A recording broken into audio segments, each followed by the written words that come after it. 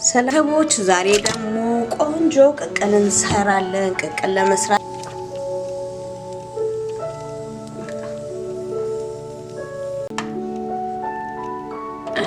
እንግዲህ ቅቅላችን ከላይ ይሄንን እናነሳለን ማለት ነው።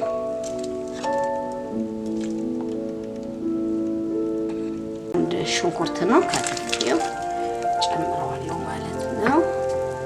በደንብ ደግሞ እሱ ሲበስልልን አብሮ ከስጋው ጋር ይሄው እንግዲህ ቅቅላችን እንደዚህ የሚያምር ሆኗል።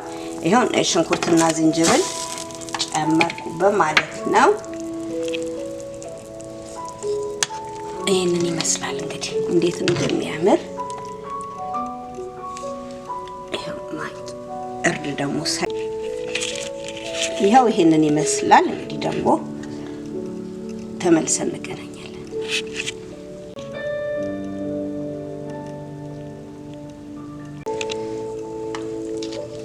ይሄው ጨው ጨምረናል።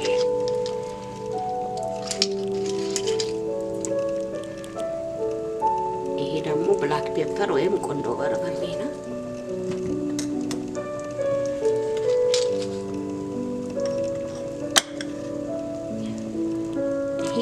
ይሄ ነው እንግዲህ እናንተ እንደወደዳችሁ ታሉ።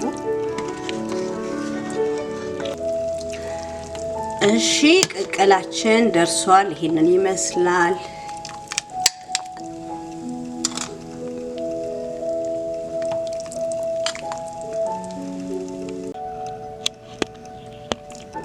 ሰላም ቤተሰቦች፣ ይኸው ቅቅላችን ይሄንን የመሰለ ቆንጆ ሆኖልናል። በጣም ያምራል። ትወዱታላችሁ።